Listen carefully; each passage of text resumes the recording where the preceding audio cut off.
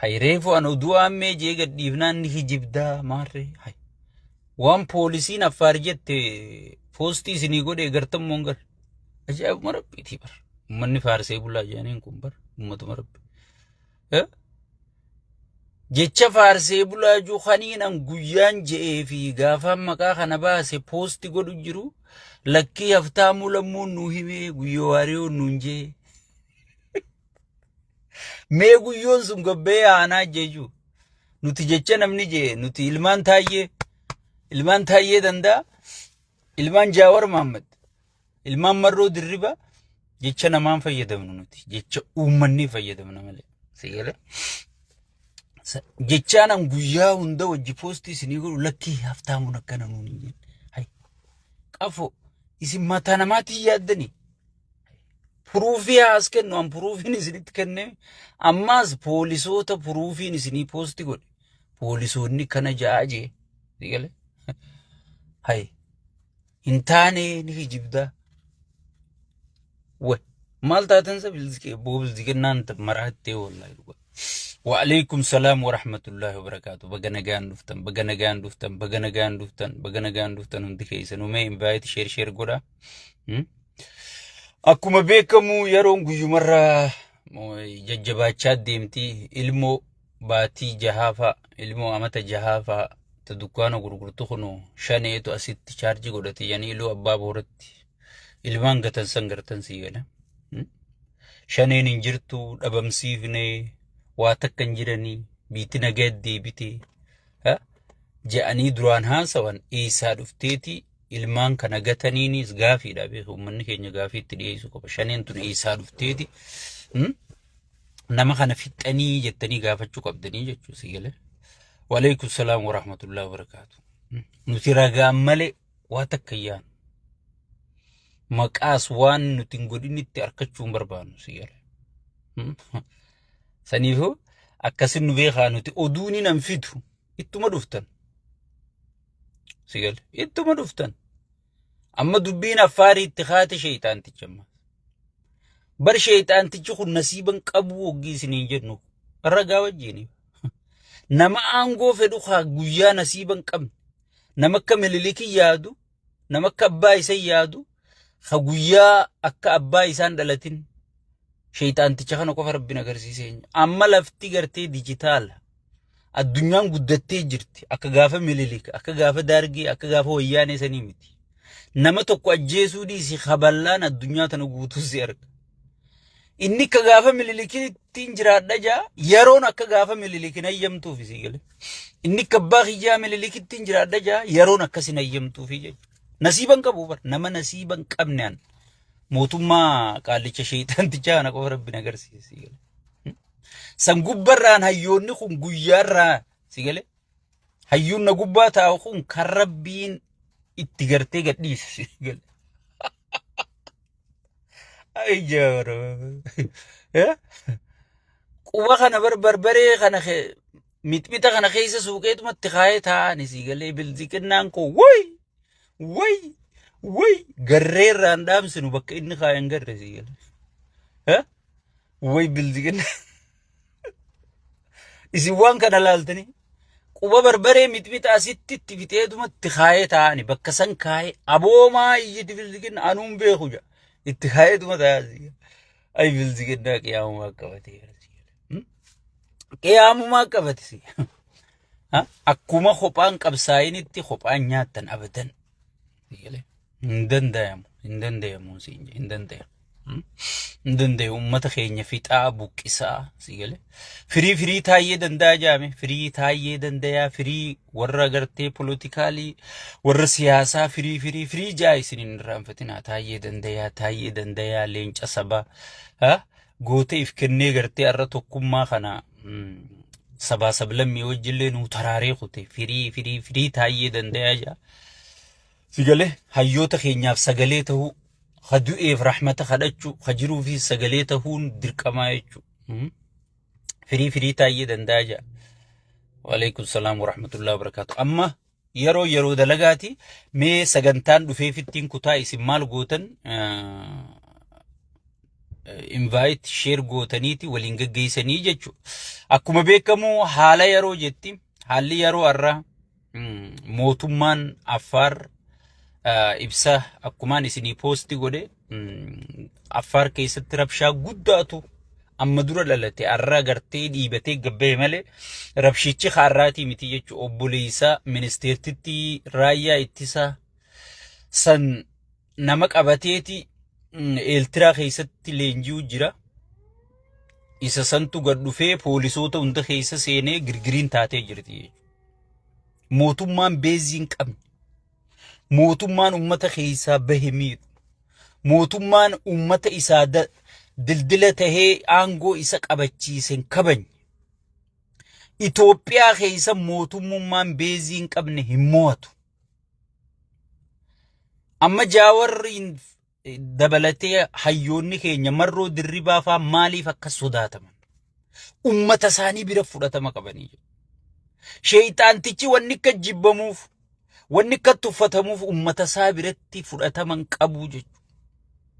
Yeroo hunda waan kanarra deebi'eetumaan isinii mootummaan yoo beeziin qabaanne biyya bulchuu hin danda'u.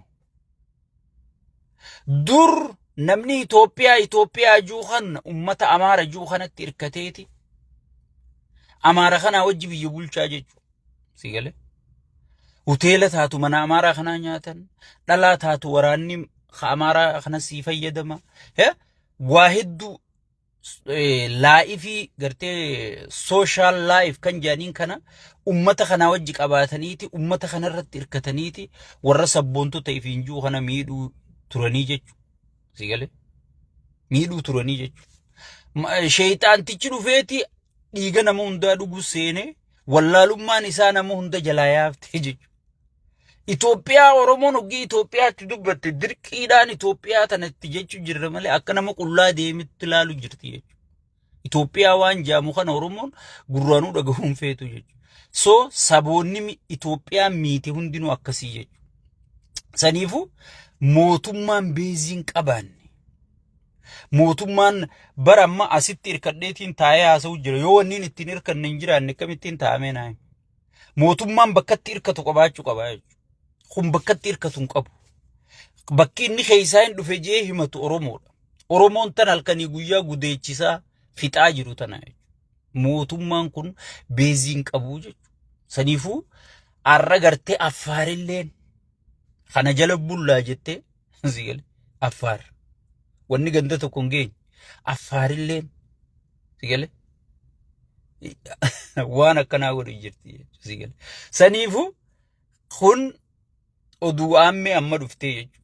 Itti aansuudhaan wanni guddoon narra dhufeef dubbii Shimallis sheeyxaantichi Shimallis gatimee Shimallis dheengadda cafferratti albahuu ture sanii jechuudha. Irra guddaa uummanni keenya ni dagamtan.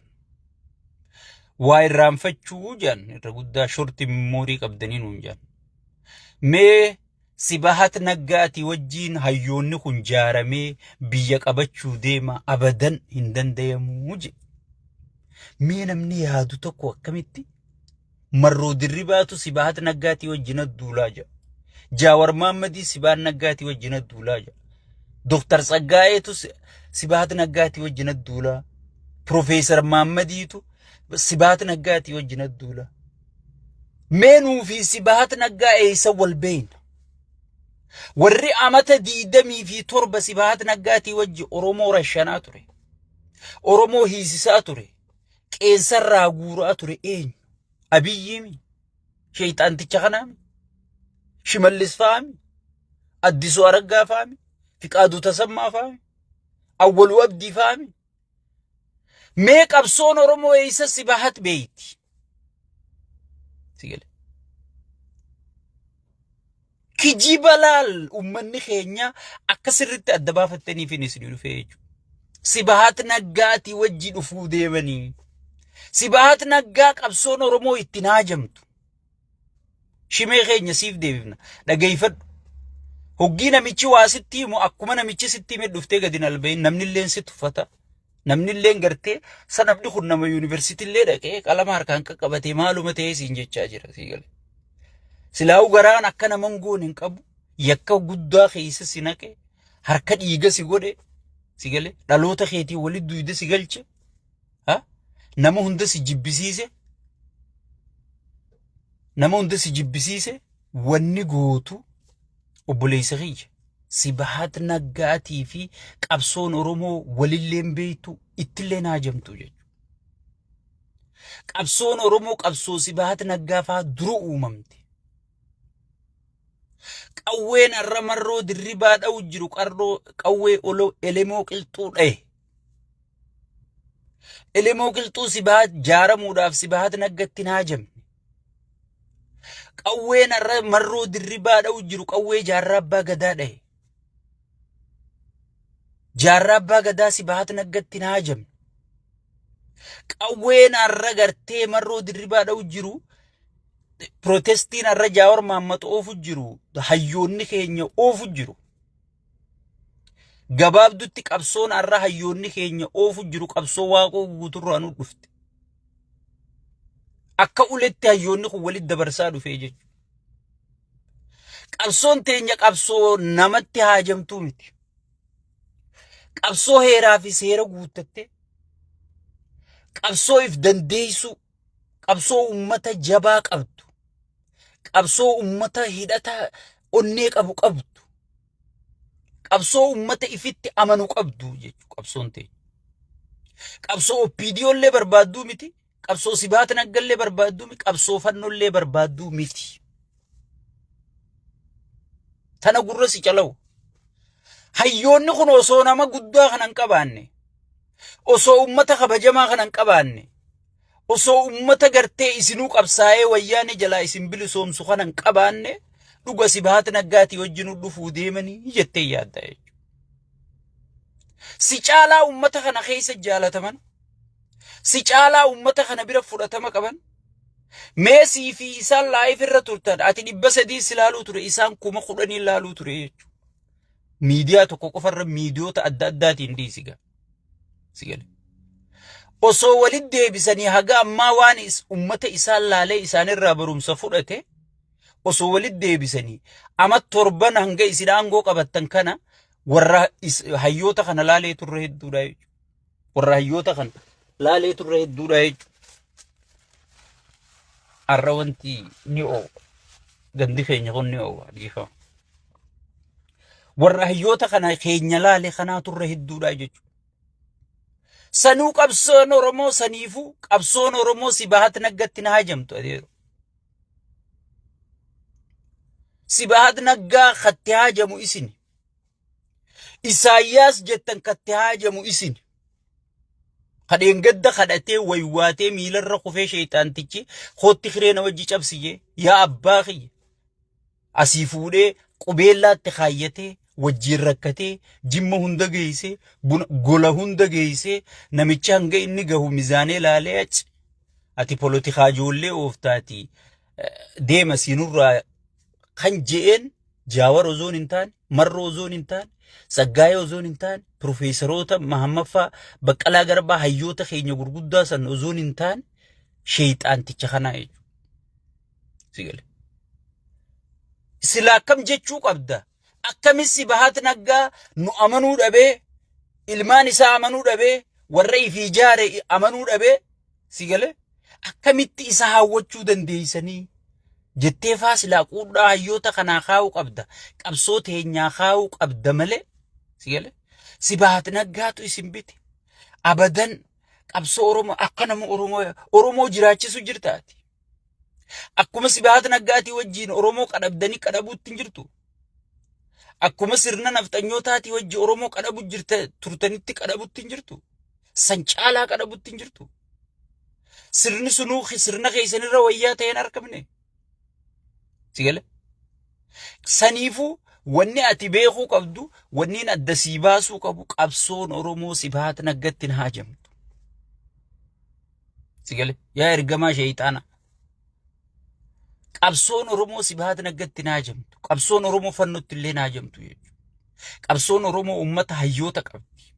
Gootota qabdi. Qabeenya qabdi. Ummata bal'aa qabdi. Ummata guddaa qabdi. ummata hanga isaa walgayanetti Ameerikaan gartee durude amma shayxaanticha dawwalte shayxaantichi duraan faranjii karaa deemtu hunda harka fuudhee bar abal wajji marihannee jee kijibu arra ministeera Haji Alaa Maayikiroobiyo wajji marihate haga amma posting goone peejii isaa jala dhaqaalaala sigale peejii isaa jala dhaqaalaala haga amma posting goone maaliif hayyoonni wal marihate namni hoggi wal marihate internetumarra wal marihate nusu waan irra walii galee tana fuudheeti imbaasota addunyaa bakka qaama dhimmi ilaalu geessaa jechuudha. Already proposal isaanii ilaalamee fudhatamee jira. Jara kana nagayaan dubbii fixxama kunoo namni qophaa'ee jiraadha. Dubbiin dhumateeraan siin jedha. Ambara akkanumarraan ol ka'ee distiin Abiyyi bishaan fixatte isiniin hin jenne shuumuun isaati. Sigale. Akkanumarraan ol ka'ee distiin Abiyyi shuumuun bishaan fixatte isiniin hin jenne.